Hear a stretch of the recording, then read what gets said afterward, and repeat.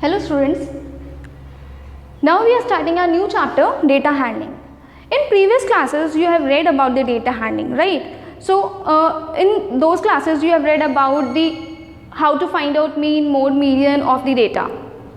Here we will read the presentation of the data in different forms. So first is pictograph.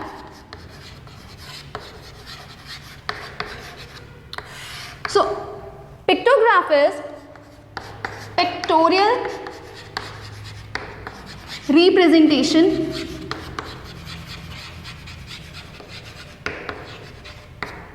of the data, alright, or we can say picture, through picture, the representation of the data through pictures. Okay, so to understand this concept, let's have an example. A company sold pencils in 5 working days. Say on Monday it sold 500 pencils, right? Tuesday 300, and on Wednesday 300, Thursday 450, and on Friday it sold 200 pencils. Alright, so this is the data given. We need to represent this data in pictograph. So how we will represent in pictograph? We will suppose that one of the pencil represent 100 pencils. That means if one pencil is drawn, it will represent 100 pencil. Alright, so now let's make the pictograph of this data. Okay, so let's make the pictograph.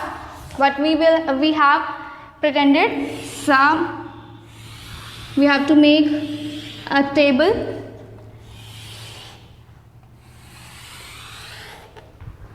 on this days and number of pencils sold, right? So on Monday, how many pencils were sold? 500. So we will represent it like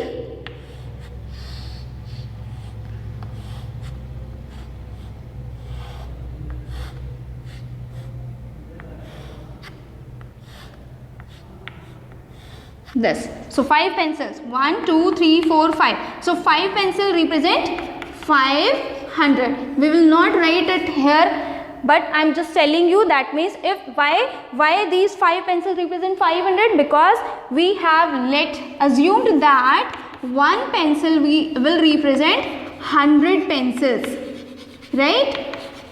So on Tuesday 300 pencils were sold, so we will represent it like this. On Wednesday also 300, so it will also represent it like this. On Thursday,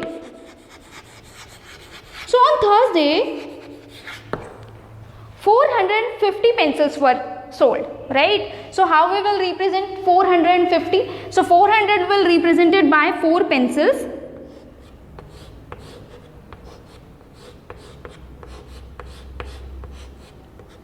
and 50 pencils will represented by half of the pencil.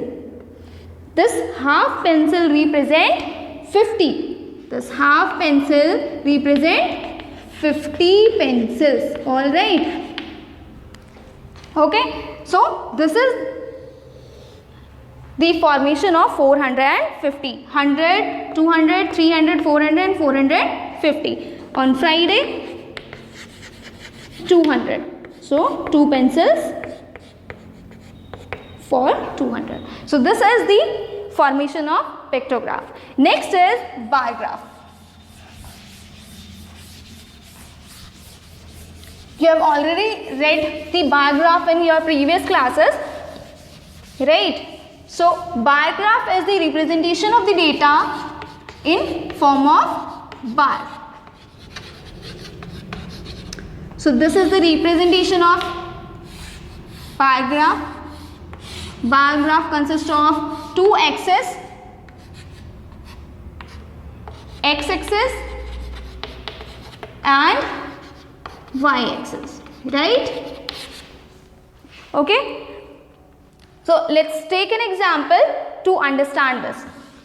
Suppose a student has taken a test of mathematics. So suppose Ram has taken a test of test of all subjects and got marks.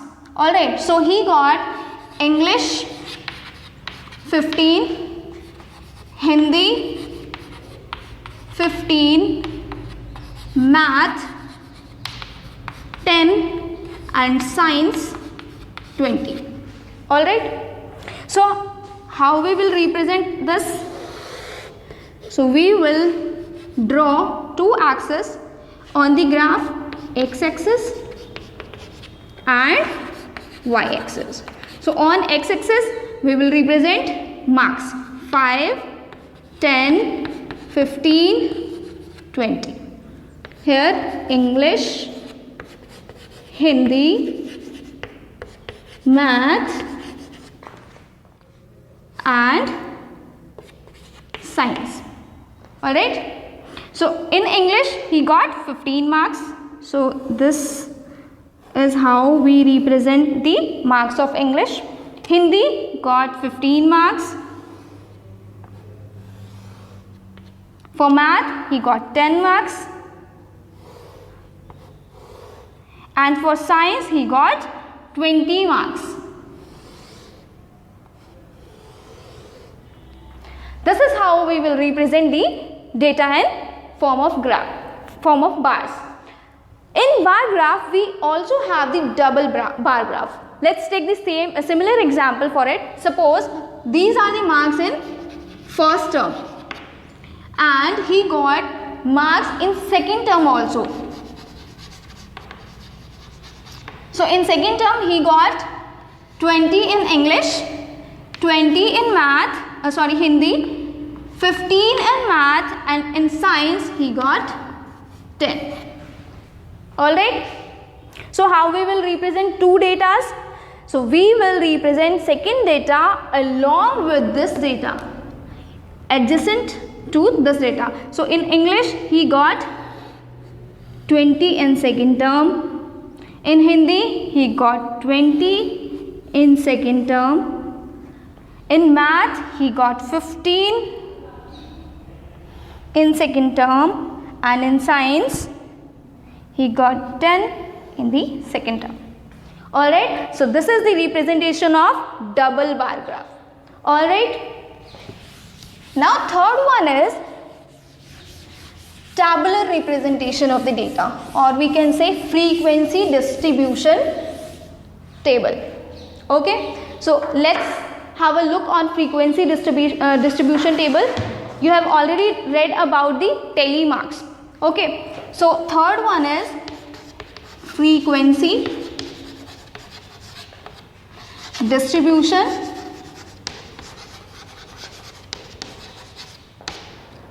table. For this, let's take an example. Suppose I ask you that which subject is your favorite subject. So you will answer differently, but definitely some of you have the same choice. Suppose you say, some of these students say Science, Math, Hindi, Math, Science, SS, Math, Hindi, math, science, math, math, science, math. Alright, so this is the data you said to me. Now I have to represent it in the tabular form. So how we will represent it in the tabular form? We have to draw a table like this and we will make 3 columns like this. Okay, so in first column we will write the entities. So what are the entities? These are the subjects. So I will write subject. So I have 1, 2, 3, 4 subjects. So first is science, second is math, third is Hindi, fourth one is SS. Alright. In the second column you will write telemark. Telemarks. In the third column, frequency. So frequency, what is frequency? Frequency is the most repeating number. Alright. Let's draw this table. Science. Science we have 1, 2, 3, 4. So science is repeating itself for 4 times. That means its frequency is 4. How we will represent it in telemarks? 1, 2, 3, 4. So telemarks can be represented by the standing lines. Alright. So for 4 you will draw 4 standing lines in the telemarks. Now maths. Let's count math. 1, 2, 3, 4, 5, 6 and 7.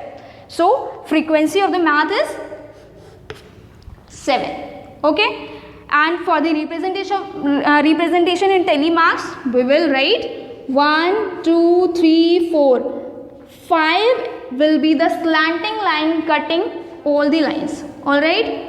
6 and 7. Okay. This you have already read in 7th class. Right. Hindi is repeating for 1 and 2. So the frequency for Hindi is 2 and telemark will be like this. SS is repeating for only 1 time. So frequency is 1 and the telemark is also 1 standing line.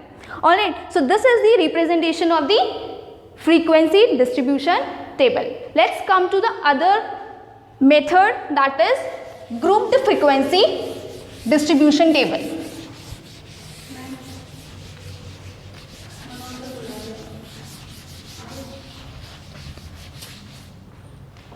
Next is grouped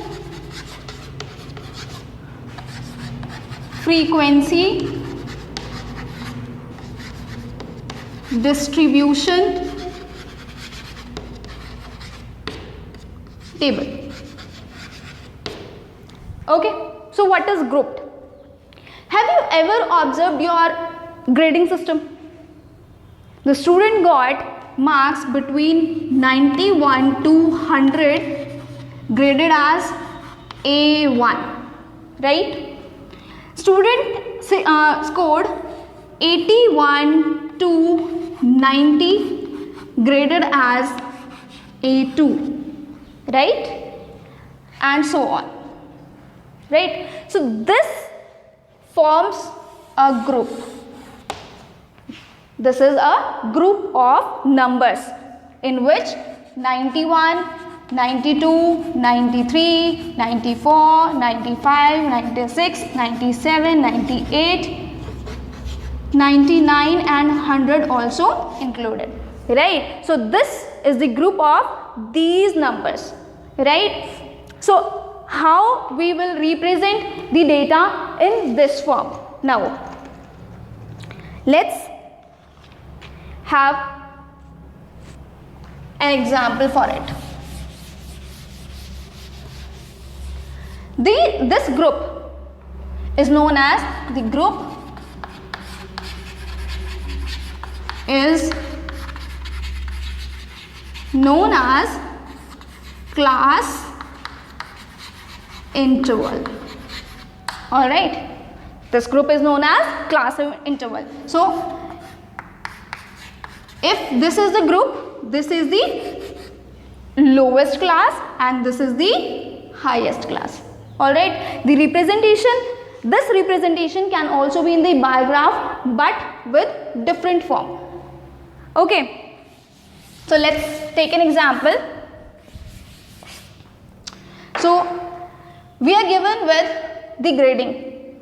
I am taking the same example as your grading system. Suppose in a test a class got some marks. So 0 to 10 students marks, and here number of students,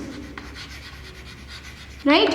So 0 to 10 there are 2 students, 10 to 20 there are 4 students, 20 to 30 there are 5 students, 30 to 40 there are 5 students, and 40 to 50 there are 3 students only.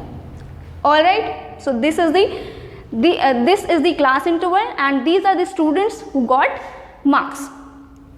So in total we have 10, 11, 12, 13, 14, 15, 16, 17, 18, 19 students in total. All right, if I need to represent this data in the bar form, how we will represent it? So y-axis and x-axis. Okay, here I am going to write number of student. So my interval will depend on this. So I have 2, 4, 5, 5, 3. So I can take 1, 2, 3, 4, 5. This is the maximum number and these 6. All right. Now class interval. This is 0, 0 to 10, 10 to 20, 20 to 30, 30 to 40, 40 to 50. All right. Now 0 to 10 consists of only 2 students. Okay. 10 to 20 consists of 4 students. 20 to 30 consists of 5 students. 30 to 40 consists of 5 students.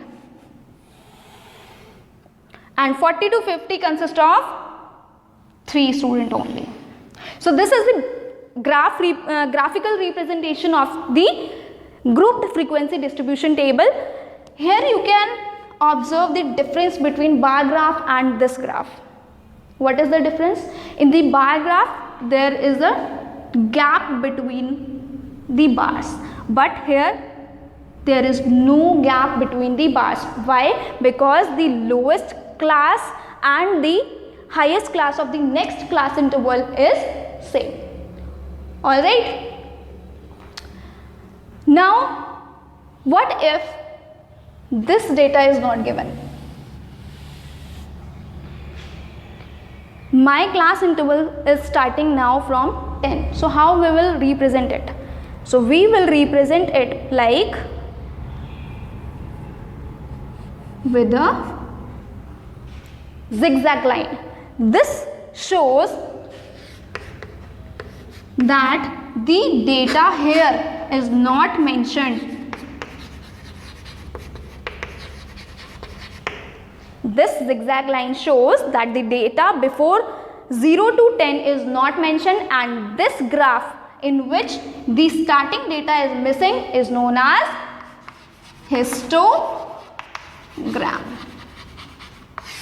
Histograph. Alright. So this was all about the graphs